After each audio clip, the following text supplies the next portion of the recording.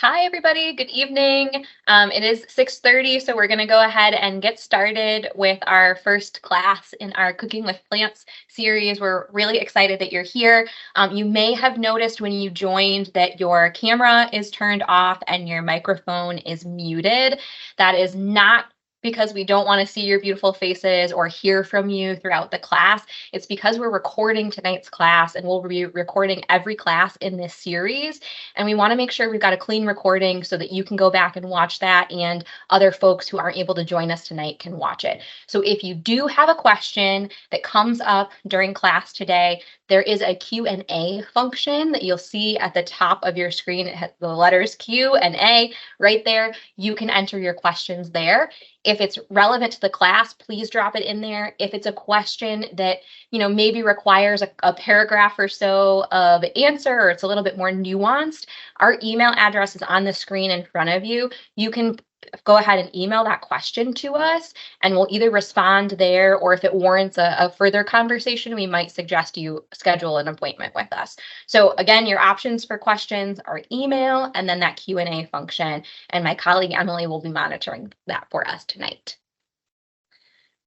So like I said, this is the first class in our 12-part series. We're doing these classes once a month.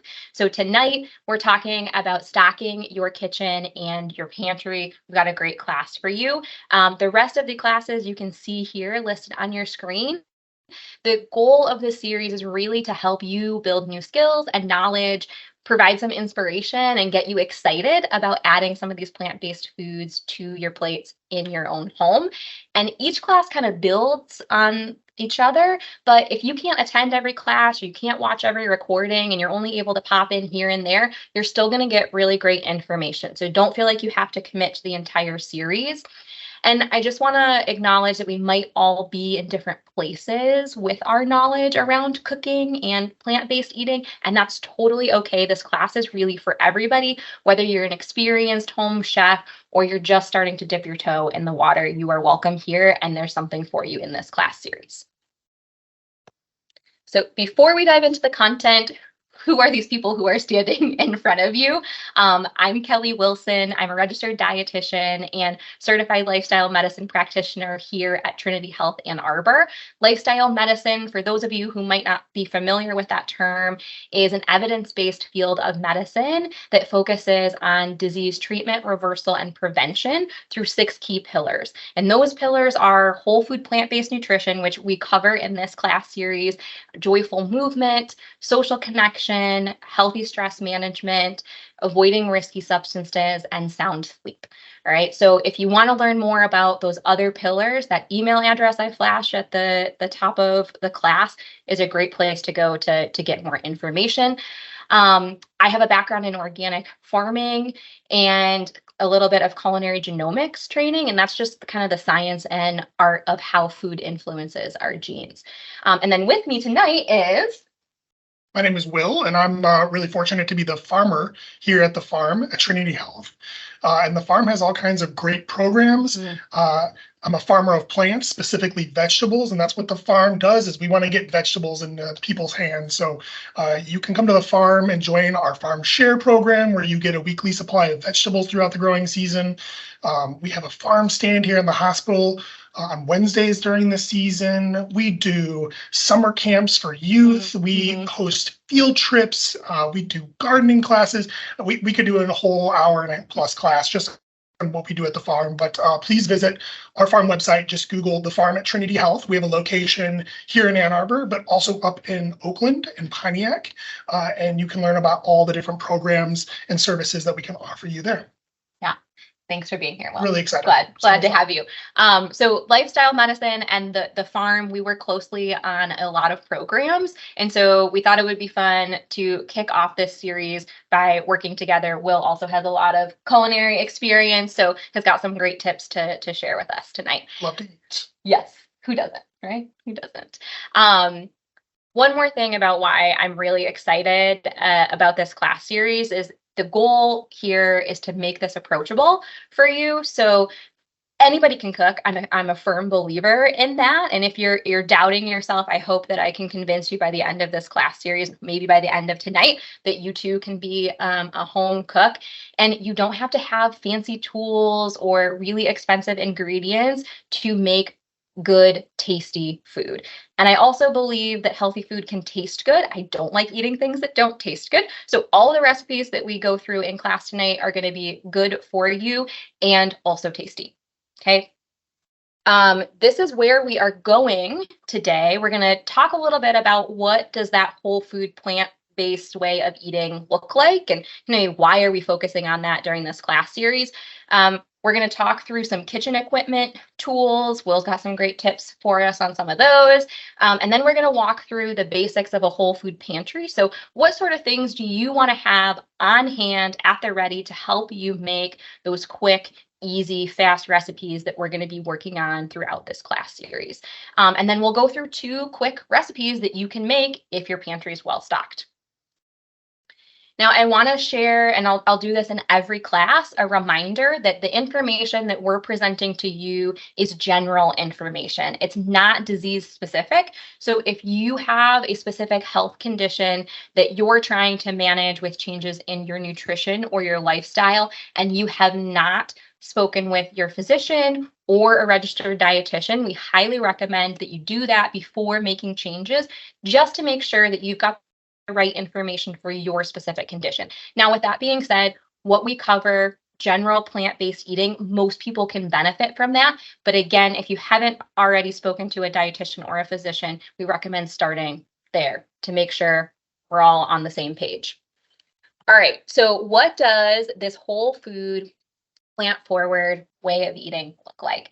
This plate is from the American College of Lifestyle Medicine. They're who we in our lifestyle medicine department use as our North Star for resources. This is their whole food plate.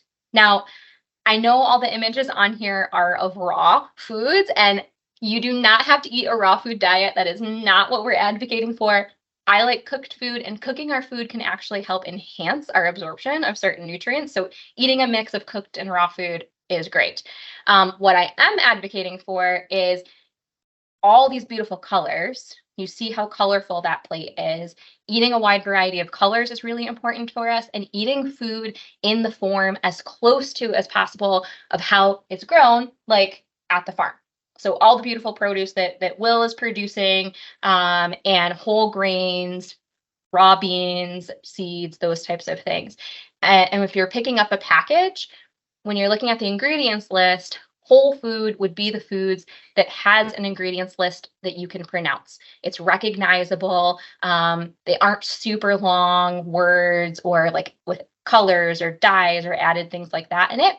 And it's a real food versus a food-like substance like tempeh, for example, which we'll talk about in some of our other classes, versus a processed like garden burger, veggie burger. So that's kind of what we're talking about when we say whole food. Now, why this strong focus on plants? Plants are chock full of so many good nutrients that have been proven to help treat, reverse, and prevent chronic conditions and promote overall health and well-being, improve mental health. So plants are really powerful, and we know that everybody knows you need to eat more fruits and vegetables, right? But sometimes it can be hard to get those fruits and veggies on our plate. That's why this class exists. So plants are extremely important because of their nutrient density. They've got a lot of great phytochemicals or plant-based bioactive nutrients, and we'll talk about those on the next slide. And they're chock full of fiber, which you can see all the benefits here on this slide of helping keep us full, help with blood sugar regulation, lower our cholesterol, and higher fiber intakes have been implicated in helping us prevent some types of cancer as well. And my favorite, helps keep our digestive system regular so we can have good poops, which is a good thing. All right, the recommendations for fiber intake are here on your screen. And no, I should have said this at the onset, please don't feel like you have to write all this stuff down. These slides are on our class website and will be available to you to be able to go back and reference, okay? So 25 grams a day for women, 38 grams a day for men are kind of the minimum recommendations, but we're seeing recommendations come out for more like 40 grams a day as being kind of that target. Now, like I said, plant foods chock full of great bioactive compounds called phytonutrients. This slide, we have a picture that shows all the beautiful colors of fruits and vegetables. Each one of those colors in the rainbow corresponds to a different bioactive compound in our fruits and veggies that's helping promote health. So we encourage people to eat the rainbow because you're getting all of those different nutrients if you have a diverse diet. These phytonutrients lower inflammation and can help us neutralize cell damage. So really important and critical to our overall health. And one goal that we encourage our patients to strive for is about 30 different foods, 30 different plant foods, and eating the rainbow throughout our week. So if this is something that's new to you and you want to, maybe challenge yourself, count how many plant-based foods you get during the week after this class and see, can you eat the rainbow? Other things to consider when you're starting this plant forward journey is that small changes lead to big impact and results. So if this is new for you, start with goals that are achievable and realistic, and then build on those goals. So maybe you're eating 2 servings of fruits and vegetables every day, and you want to challenge yourself to eat 1 more. Do that for a few weeks, and then continue to challenge yourself until you're hitting that about 8 servings of fruits and veggies a day goal. Okay. And be patient with yourself. Change takes time. It's not a linear path. It's more like this bumpy roller coaster, and be kind to yourself. That's totally normal that we have setbacks, and it takes about 66 days for us to develop a new habit. So that consistency is really important. Just keep trying and you will develop some change. I already mentioned to focus on eating the rainbow. We don't talk to folks about counting calories here. We're really big on counting colors instead of calories. If you focus on those plant-based foods, the rest takes care of itself. It's really hard to overeat. And then think about the foods that you like and start there. We're going to talk about a lot of different foods in these classes, and hopefully it'll inspire you to try some new things. But first and foremost, start with what's familiar to you and just being more consistent in eating those fruits and veggies. And then build on what you know. So say you really love tacos, for example.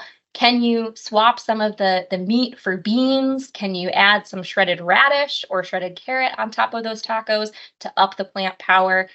Think about those kinds of things. And then as you're adding more fiber, more of these plant-based foods to your diet, you want to be really mindful of how much water you're drinking. As we increase our fiber intake, we can get some GI distress if our water intake is not also increasing simultaneously. So make sure you've got a good water bottle or a favorite glass with you all the time so you're getting your water intake up. And before we go into show and tell with our pantry and our kitchen items, we did get some requests about recipe blogs and cookbooks and other nutrition related books that we would recommend to folks. So these are just some examples of some of the blogs and cookbooks that we recommend to patients all the time. That's not an exhaustive list. And if you need more recommendations, you're welcome to reach out. This hopefully will get you started on some great resources for plant-based recipes and information. And now we're going to get to show and tell and talk about some kitchen equipment and pantry items. Hopefully you all are ready. All right, let's start with our kitchen equipment. So Will, you've got some things that you're really excited to talk to us about, right? All of these, but yeah. let's start with the most fun, the sharp and pointy first, huh? Mm-hmm. So I'm going to drag these over here. So, of course, when we think cooking and kitchen, we think knives, and they're definitely an important part of the kitchen. Mm-hmm. We've got a couple different kinds here.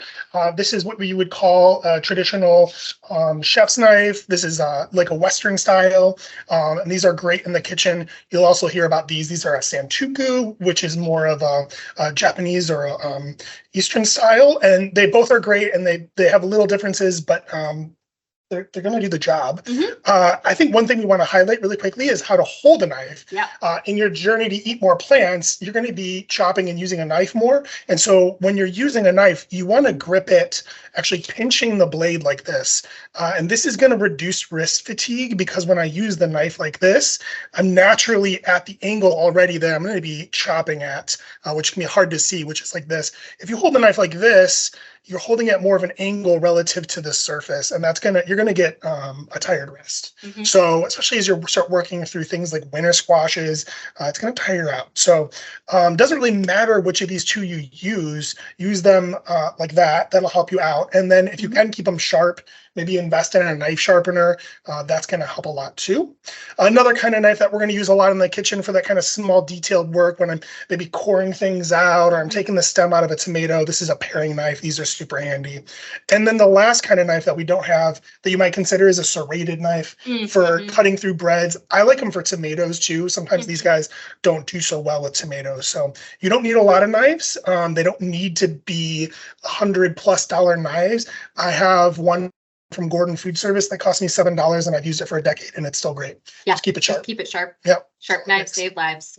One quick thing about the knives, just wanted to say, so like Will said, these are both interchangeable. The difference, and it just depends on your preference and kind of what you're doing a lot of, this chef knife is nice for a rocking motion. So if you're doing a lot of mincing or like dicing up herbs or garlic, that rocking motion can be really helpful. And the Santuco knife is really great for thin slicing. It's a really stable knife for that kind of purpose. All right, what else do you have? Spinny sharp thing. Oh, yeah, spinny sharp things. These are fun. Yeah, Will likes the sharp, dangerous. Classic. So we have two different options here for processing food. So this is a small food processor that would, there's a motor that actually looks, this attaches to this one. So that's a fancy one. There's lots of different styles of food processor. So this will do nice small batches of things like salsa, maybe hummus, things like that. So food processors are excellent. Part of me actually thinks that I would get this first if I didn't have any of these. Yeah. And some of the things that we're showing you these are not 100% necessary items to have. Knives, good sharp knives, yes. Food processor, you can get by without having one. It's just a nice handy tool for a lot of it. And I would agree. An immersion blender might be something I would pick before that. For sure, because you're going to use this to process pasta sauces, soups, things that just aren't really practical to transfer and do in a food processor. But I might start with an immersion blender. And you don't have to buy these new. These can be pretty pricey new, even for the cheaper brands. Go check out your local thrift store and just see what they have. I can guarantee most of these kitchen appliances and tools you're going to find used, and they're going to be fantastic, and they're going to be a fraction of the price. Yeah. So start there. That's where ours is from. Salvation Army. Okay, getting slightly less sharp and dangerous is a classic box grater. I would definitely put this in the must-have category. So much you can do: zesting citrus, shredding, various vegetables, making nice sheets there. There's just a lot you can do. I use this almost every time I cook in the house. So yeah, and one of the things we'll talk about in class is varying the texture of your veggies, because texture really influences flavor, and it's visually appealing to have different textures on your plate, and a grater is a great tool for making that happen. nice. I know. Food fun. Okay, our last sharp object. This is definitely in the nice to have and not need to have, but this is called a mandolin, and this will allow you to process vegetables quickly and with the same thickness. So it works by taking a vegetable and slicing it. So I processed mushrooms when I make sauerkraut. I'll use this for cabbage or kohlrabi. You can shred things. It might be hard to see on the camera, but there's a serrated toothed blade that sits just before the knife here, the blade. And so as you slide it, it also will turn it into matchsticks or julienne or bigger strips. So this is a nice addition if you're looking for that next kitchen appliance. This can save a lot of time. Also a little dangerous, so you want to be careful with this one. If you don't have great dexterity, this might not be the tool for you.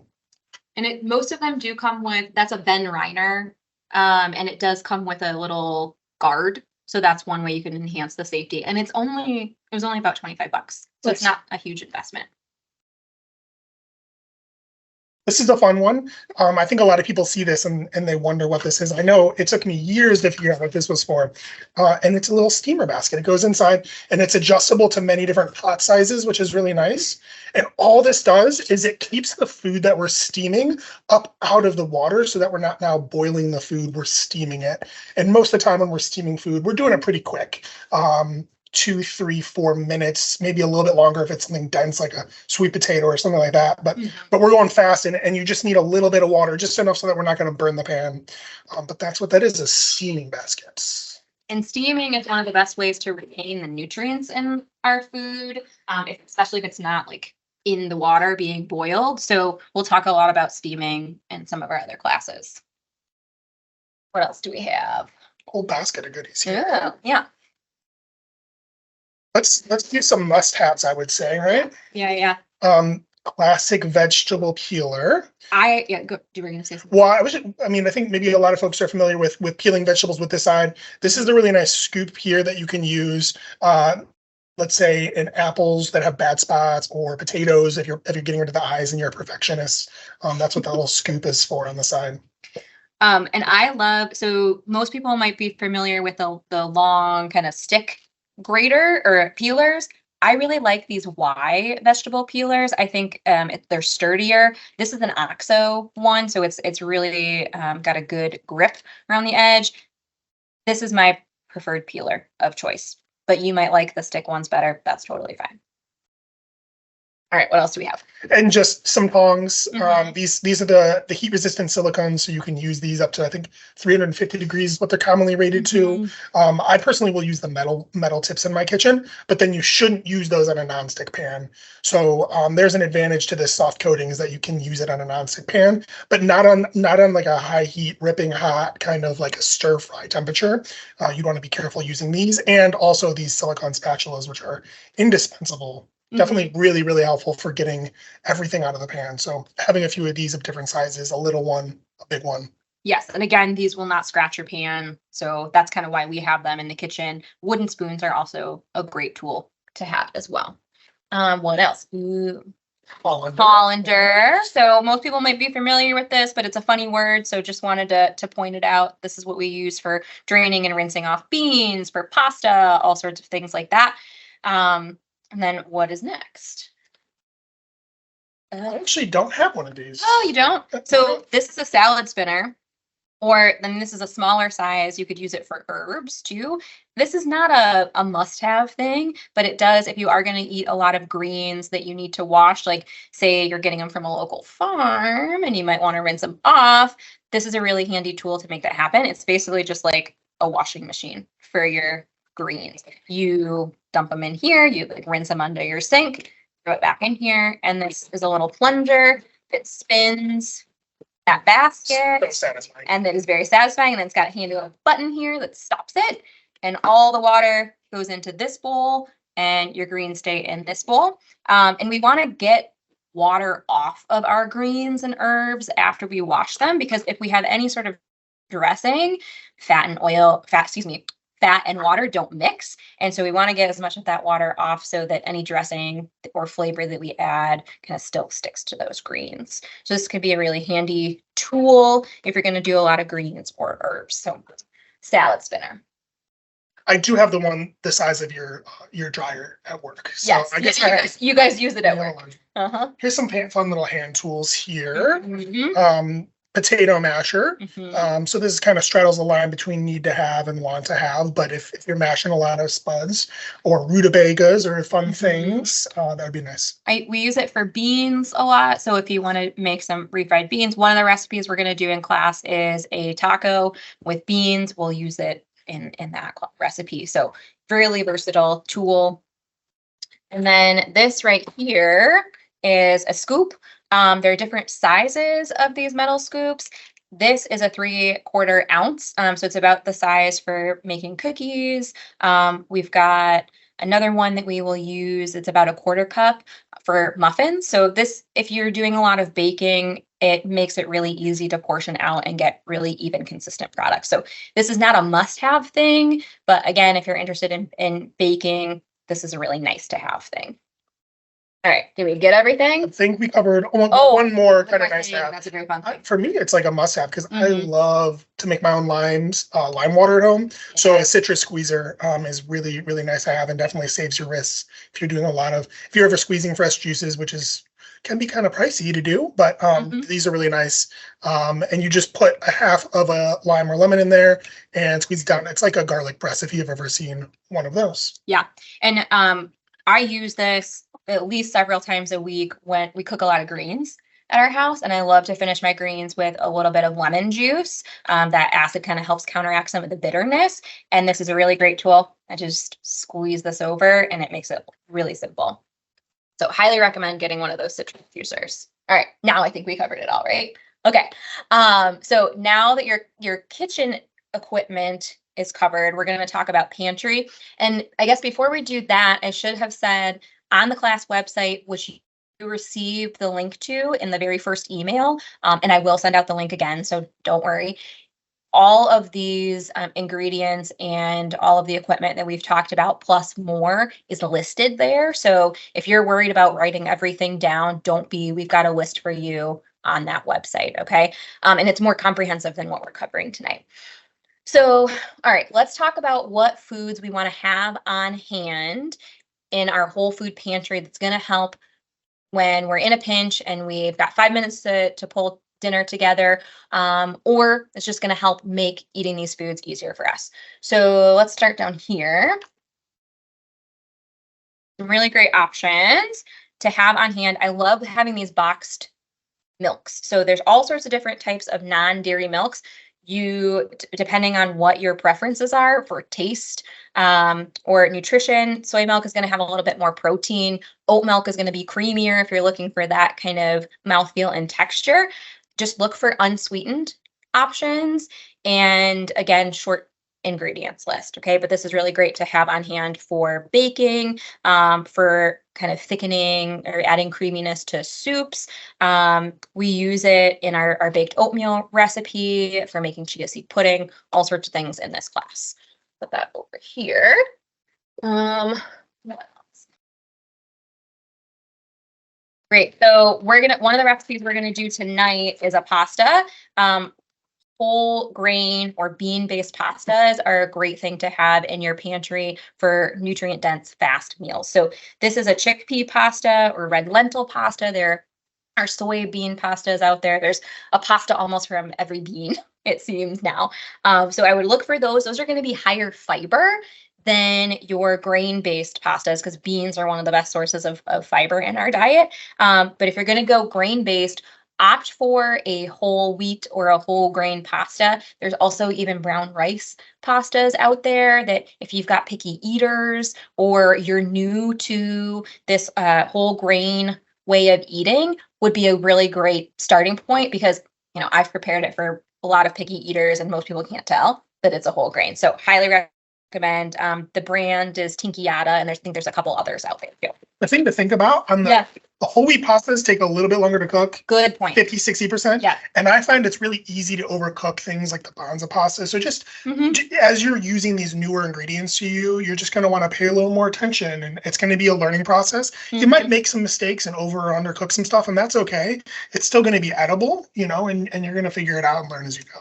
Yeah. And I think that's a good point that the instructions on the back of the box and the instructions that we give you for recipes in class are suggestions. So always taste and test as you go and adjust. You're experimenting every time you cook and adjust based on what you're finding works best for you in your kitchen. So great points, Will. All right, what other things do we have? These are all the same those family? are all same family. So whole grains, we're going to have a whole class on whole grains. So we're not going to spend too much time on it now, but having some quick cooking whole grains is a great thing to have in your pantry. So quinoa and buckwheat both cook in about 15 to 20 minutes. Millet would be another example of those quick cooking grains. And you do a 2-to-1 ratio of water to grain. And these are going to be high in fiber. So fill you up. A lot of good vitamins. Quinoa also has a decent amount of protein in it. If you don't have time to cook, One of my favorite things to have on hand for lunches in particular are these whole grain packets. You may have seen them. Meyer and Kroger even have their own in-house brands that are a little bit cheaper. These you microwave in 90 seconds. And then you've got your whole grain side for your meal. So I'll often combine this with maybe a can of beans, and I'll show you some other like bagged salad mixes. And then you've got a whole complete meal, and it took you less than 5 minutes to pull together. So highly recommend having some of these for the oh crap nights when you don't know what to make, or when you need a fast lunch. Oh yeah, some Are these in other. the same family? We'll do these guys together. So other really fast instant meal options that are shelf stable that you can keep either at work or in your cupboard. This lentiful cup, you just add hot water. One of our colleagues recently introduced us to these, and they're super flavorful, really tasty, lots of good plant-based protein and fiber. And then these I found at Costco. So it's a soy-based protein, Southwest kind of style bowls. Again, you just microwave them in 60 seconds and they're good to go. So another fast, easy, whole food meal option. And then other good things to have on hand, and really nice fast breakfast option. If you're into toasts, you can get a nice hearty whole grain bread, throw some nut butter. It doesn't have to be peanut butter, any kind of nut butter on there, sprinkle some seeds or berries on top of it, and you've got a really great breakfast. Now, when you're looking for your nut butters, make sure the ingredients list is just whatever nut it is and some salt. Sometimes the companies can get a little sneaky and throw added sugars or unhealthy oils like palm oil in there. Those are things we want to stay away from. Again, short ingredients list, just whatever the nut or seed is, and salt. Or no salt if you're looking for a low sodium option. All right, talk to us about beans, Will. Oh, we love the beans. So many different kinds of beans. So many. And lentils, lentils are a little bit different, but they're in the bean family. They're in the bean family. Close relatives. They have a similar nutrient profile, lots of protein. Lots of fiber. So you can get, of course, we've got dried beans and lentils here. And so those are something you're going to need to think a little bit more about, take some time to prepare. It's recommended that you soak beans usually at least 12 hours before you cook them. And that pulls out some of those sugars that can make you a little gassy. I've cooked them without doing that and had success. But... Oh yeah. And if you, one strategy, if you do notice that you get a little gassy after eating beans, one strategy would just be to maybe start slow with the quantity that you're consuming until your body gets adjusted to that fiber. You can also add kombu, which is a sea vegetable, to your pot. And that actually has some compounds that breaks down some of those sugars that cause that digestive distress. And so that can be a really helpful tool. And I don't soak my beans, but I cheat. And then whenever I do dry beans, I use a pressure cooker. So that's another, like, if you're going to make a lot of beans, you don't want to go the canned route. I highly recommend that as a helpful kitchen tool because it does drastically cut down the time to cook dry beans because I always forget. And so the pressure cooker is a really, really helpful tool there. And then these lentils, these red lentils, there's different kinds of lentils. The red lentils are really fast cooking. So again, if you need a fast protein option in 10, 15 minutes, these red lentils are going to cook from dry and get you that protein side. Anything else about the canned beans you want to tell us? I think just don't be afraid to mix and match beans. There's very few differences really in terms of how they're used. So I'll mix and match pinto, kidney, black. I've put garbanzo in the chili we're going to talk about to great effect. So they're all friendly with each other. And I keep canned and I keep the dried around just for even when I'm feeling lazy and I don't want to get the Instant Pot going. Yeah. And just need a quick meal. So always have beans in the pantry for sure. Yeah, and don't be afraid of beans. Especially if you're like worried about sodium, you can buy, if you notice here on this can, this is a no salt added bean. You can also rinse beans if you can't find that. If you rinse them underwater a few times, that does reduce a lot of the sodium in the beans. Making it from home, you're able to control that a little bit more, but canned beans are totally fine. And they're shelf stable, which is really nice. So these fun little guys right here. Oh, these are fun little guys. Now, if you're watching your sodium, these are probably not for you. But again, I'm a huge fan of quick and easy because we all have those days where we just don't feel like cooking or we forgot to plan. These are seasoned beans, so you don't have to really worry about the flavor component of your meal. You can just grab that rice packet, grab these, and maybe you have a bag of baby carrots, and then boom, you have an instant meal. These I found both at Meijer and Kroger, which are stores here in Southeast Michigan. If you're joining us from elsewhere, your store, look for these kind of things too. But again, they are a little bit higher in sodium. So if that's something you need to be mindful of for heart conditions or other, these might not be for you. All right. Its own little category here. Oh, tomato products. Yes. Tomato paste is a great one to have around. Just concentrated tomatoes, really. And I've started getting those little tubes. The toothpaste tubes are really nice. Some recipes just call for a tablespoon, and then this just sits in the fridge if I have one of these. So I have a few cans, but I also have that tube that's really nice to have. Yeah, and tomato products in general are going to be things that you want to have in your pantry because they're a really great way to add that umami, that savory flavor to dishes. And again, if you have a jar of pasta sauce and you have a bag of your whole grain or your bean pasta, it's really easy to throw together a fast meal like we're going to talk about later tonight.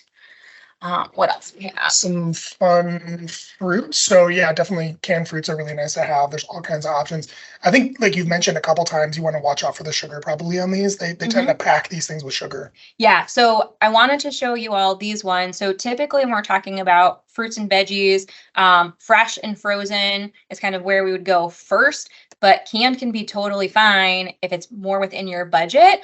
Or let's say you don't have the storage space in your fridge or freezer, just look for in its own juices. So this is a pear that is in pear juice.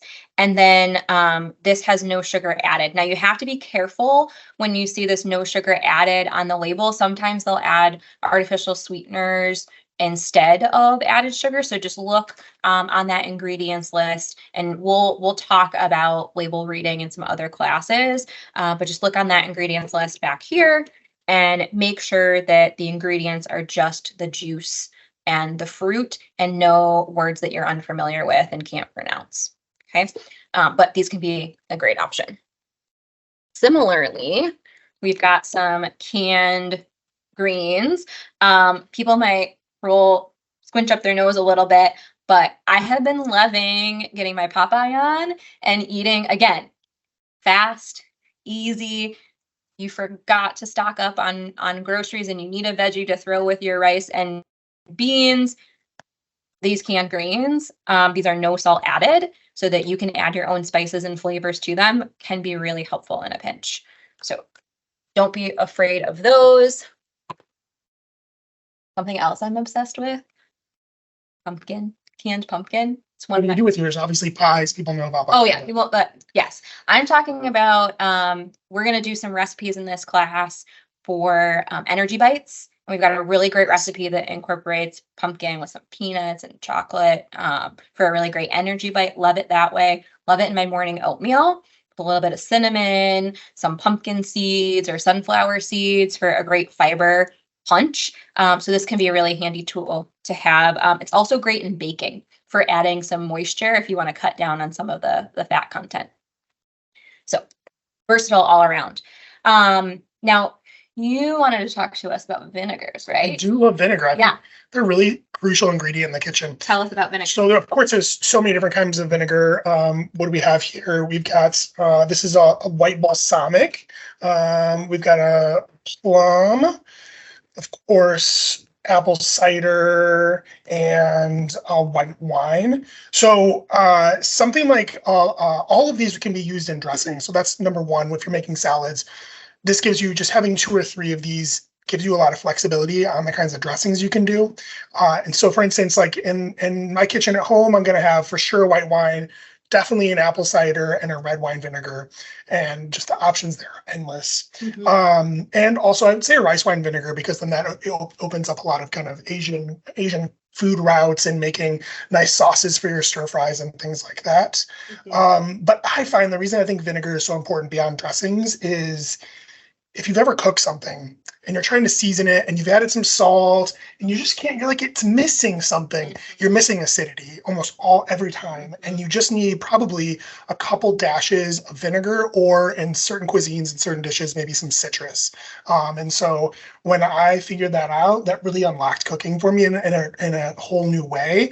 And so now I'm using vinegar in almost every meal. And we're talking like a teaspoon to a tablespoon, depending on the dish and what we're doing. If you're using tomatoes, maybe they're supplying some of the acidity, but even in my pasta sauces, I'm putting in a dash of red wine vinegar, or maybe even a balsamic for just a little bit more sweetness. So elect these and use them. They're so great. I can't agree enough. We use them all the time, and it's really if you don't even want to make a full dressing, like mix things together, and you have a salad, just sprinkle a little bit of whatever vinegar strikes your fancy, drizzle a little bit of whatever oil strikes your fancy, and then you have a really nice dressed salad. Really easy. Awesome. A couple other things to share with you guys. Just wanted to bring this out to touch on another great pantry staple for snacks.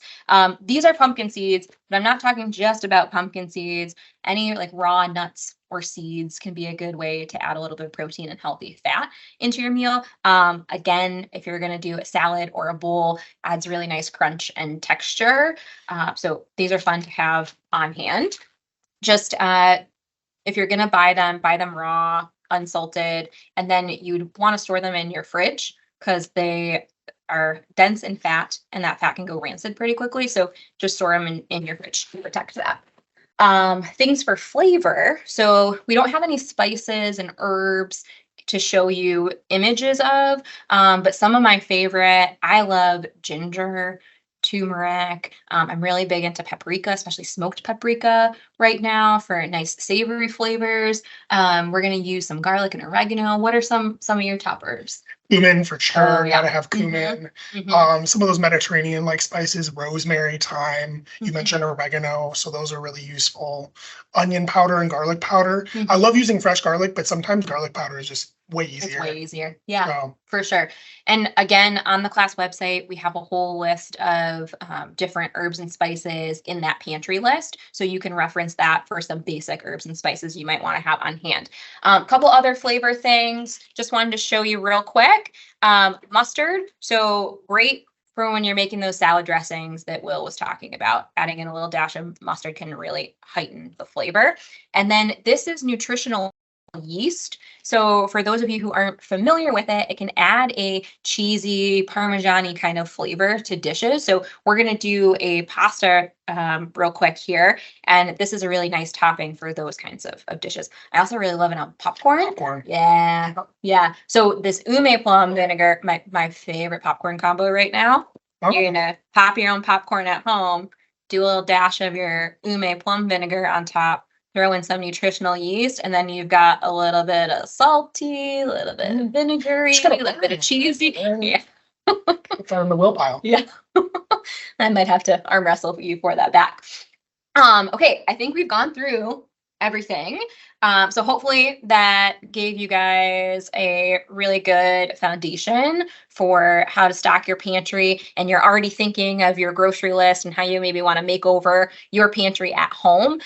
If you do any big makeovers and you decide to kind of swap out some stuff or add some new things, feel welcome to take a picture and send it to us at that email. We would love to see that. And if you have any questions, always feel welcome to reach out at that email address, lifestylemedicine@trinityhealth.org.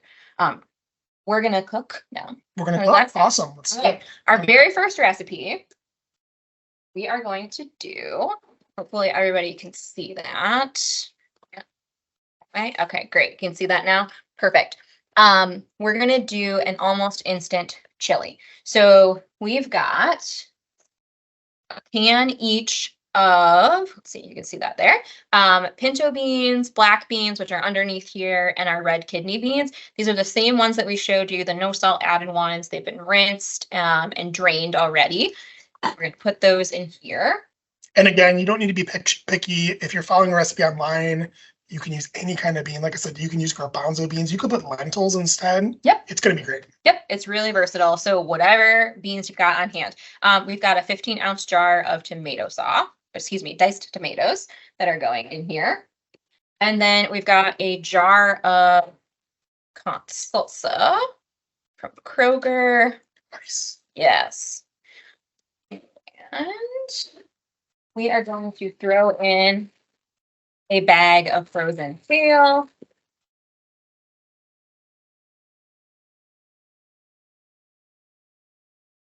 Bag of frozen corn. And then we've got about 2 teaspoons of oregano.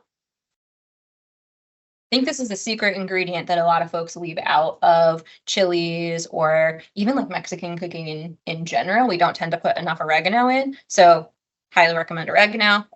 Got a tablespoon of garlic powder and a tablespoon of chili powder. And we are just going to give this a stir. And then we're going to pretend that I've got a burner underneath here. And this is going to get nice and warm in about 15 minutes. And all those flavors are going to meld together. And then basically you've got chili. And if you want this chili, you can probably tell as I'm stirring here, it's not super watery. It's more like stew based and pretty chunky. If you want more liquid, add another jar of tomato sauce or that tomato paste. You could add more diced tomatoes. That's fine. And then just taste it and adjust your seasonings accordingly, because that extra liquid might dilute some of that flavor and you might need to add a little bit more seasoning. And chili is one of those things that you really can't overcook in terms of just let it simmer as long as you're not burning the bottom. And you can just this is one of my favorite meals because you can just put anything in here, right? Like sweet potatoes, winter squash, summer squash. When I have a fridge full of veggies and I just need to get them in something and I need lunches for a few days, chili. Oh, yeah. And the flavor gets better with time, right? So this is a really great thing to make ahead and have for leftovers because as it sits, the flavor just gets better. Other things I like to add in here, shredded carrots, shredded zucchini. Like Will said, it's a great way to use up a lot of veggies. So that is our instant chili, and you would just serve this with some whole grain cornbread. You could cook off some of that quinoa for some whole grain or another slice of hearty whole grain bread. I might throw I like to do fresh radish on top, slivered on there. Maybe some avocado, cilantro if that's laying around. So it's great for toppings as well. Yeah, really great ways to zhuzh it up and elevate it.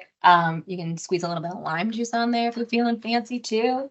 All right, our next recipe, also really fast and easy. So we already cooked off, this is that whole grain pasta. Okay, so it's already cooked and ready to go. But for the topping for our pasta, we are going to take a jar. We've got a jar of pasta sauce right here. You don't have to use Newman's Own. I'm just really into this brand right now and this particular flavor because it's got mushrooms that add a really nice umami flavor to it and texture. It's got chunks of peppers and other veggies in here. Add that into our pot. And if you just had jars of let's say you don't have pasta sauce, you just have some jars of tomatoes at home, crushed tomatoes, you can make your own pasta sauce. The only difference there really is just some seasonings. Yeah. Maybe they simmered it with a bay leaf in it for a little while, but it's just a reduced down tomato is really what it is with some seasoning. Yeah, and if you want to make your own, it just takes a little bit more time to get to that cooked flavor. Like your jarred tomatoes are going to have more like a fresh flavor to them. And if you want that cooked flavor, it's just going to take cooking time to get to that point. So the jar is really fast and easy, but yep, totally can make your own canned from canned tomatoes. So the other thing that's going in here, we've got some lentils. So this is a container of lentils that were cooked already and then rinsed. We're just going to dump those in here. You could cook them from dry if you want to. For this application, I would use the brown lentils instead of the red lentils. They just tend to hold up a little bit better and have a firmer texture. The red lentils, they kind of turn to mush when you cook them. So we want these chunks in here. So we're just going to add these together. Oh, yeah. Oh, that is a great question. I really appreciate whoever asked the question about shopping for pasta sauce and what to look for, because you are 100% right. You want to be really mindful when you're looking for pasta sauces. You want to turn it over, look at this ingredients list that's underneath your nutrition facts label, and you want to make sure that there's no added sugar. So a lot of pasta sauces will add a bunch of sugar to it, or sugar substitutes, and they may use some processed oils. And so we want to look for no added sugar and olive oil as our oil that's in here. That's one of the other reasons why I really like this brand. Not only are there a lot of other veggies in here, but they're using extra virgin olive oil and they're not adding a ton of sugar to it. So thank you for that question and helping me remember the other things I wanted to share with you. It's a really good point. Okay, so our pasta sauce is in here. Our lentils are in here. We're just gonna warm this up until it's the temperature that we would like to eat it at. And then we are going to take our pasta, put it in our plate here. And if you don't want your pasta to stick together, like this pasta is sticking together, one of the things you can do after you rinse it, toss it in a little bit of olive oil and it won't stick together like it did. We just forgot to do that, but that's okay. We've got a bag of frozen cruciferous vegetables. What is the cruciferous vegetable family, Will? That's a great question. So it just means that they all belong to the same family. And so that would be things like cauliflower, broccoli, cabbage, kale, and they all have that kind of similar taste. I don't even know how you would describe that taste. Delicious. Delicious is yeah. how you describe it, for sure. Obviously, these two, the cauliflower in particular, have the most texture in that family and are going to hold up well to cooking. Yeah. So this is just a bag of frozen broccoli and cauliflower, 10-ounce bag that we microwaved for 5 minutes. So again, super fast and easy. You just add a portion of that to your pasta. You top it with your pasta sauce that you cook. And you want to get really fancy. We can take our nutritional yeast. And there you go. You've got your savory, cheesy flavor.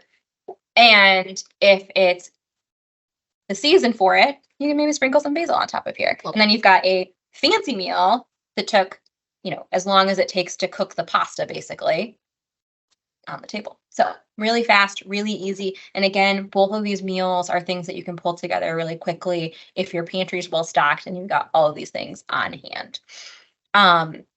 So I'm going to pause right there and see if there were any questions in the Q&A that we didn't get to. Was there any? Okay. Yeah. Oh, the difference between bean and lentils. You were going the botanical route with that, weren't you?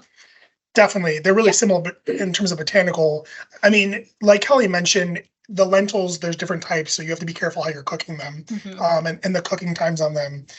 So beans, I would kind of put all in their own category for the most part, and then there's the red lentils and most of the other lentils out there. Yeah, but they're all in the legume family, and you're gonna get similar nutrition from them. So they're a really great source of plant-based protein and a really great source of fiber, one of the more dense sources of fiber in our diet. So you can use them fairly interchangeably, but like Will said, the cooking time, and again, like the brown lentils versus the red lentils, you might want to use those in different applications because of how they do cook. The red lentils get mushy and those brown lentils are going to retain their firmer texture. So it just depends on what you're cooking.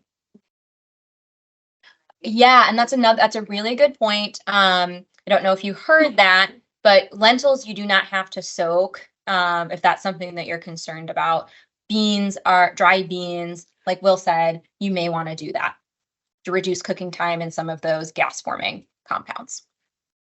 It also has to be, you can show how that chili looks. Oh, yes. I'm so sorry. that is a great question.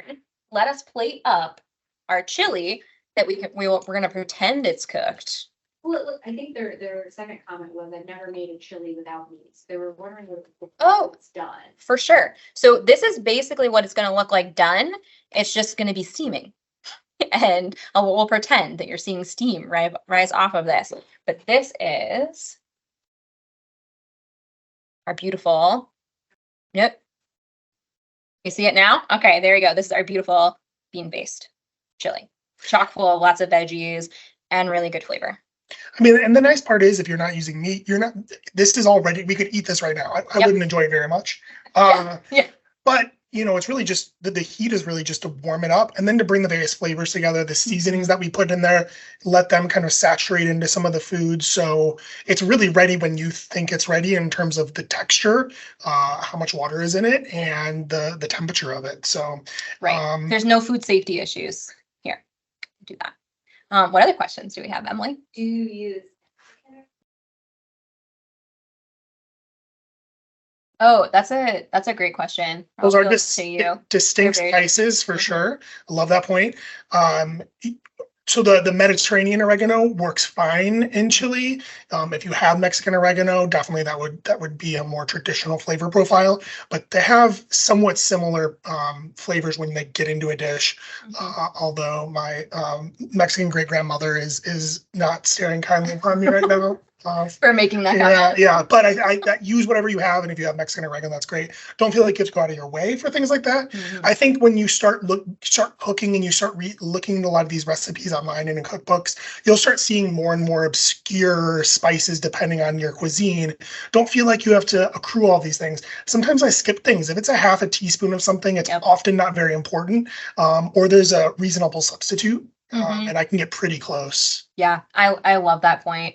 It's, again, recipes are suggestions. So do not go out of your way to buy really expensive things for one recipe if you're not 100% sure that you love it yet. There's always usually a substitute, or like Will said, with small quantities, it's not going to make that big of a difference. What other questions? There's another one. This is a health kind of related question. Okay. So it says that I read to eat less beans if osteoporosis due to chemical in them inhibits calcium uptake. But then later read that that's not true. Yeah, I think you're talking about phytates, which actually, yes, like there's very limited evidence now that that is a problem. So you can eat your beans and not worry about it. Right. I think we have time for maybe one more question if there is. Otherwise, we'll go ahead and wrap up. No more? All right. Well, thank you everyone so much for taking time on your Wednesday evening to spend with Will and I. We had fun. I mean, I had fun. Had a blast. Yeah, okay, great. Hope you all had fun too, and look forward to seeing you next month for our second class. See you then.